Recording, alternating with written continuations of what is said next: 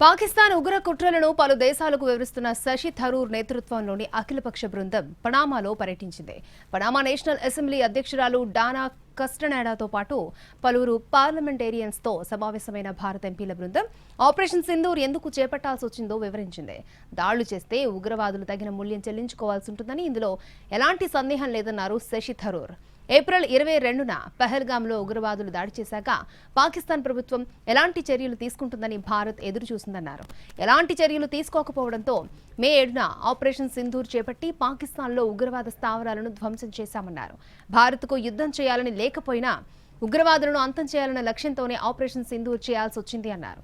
శాంతిని ఆకాంక్షిస్తూ ఉగ్రవాదంపై చేస్తున్న పోరులో భారత్కు అండగా నిలబడతామని పనామా నేతలు హామీనిచ్చారు.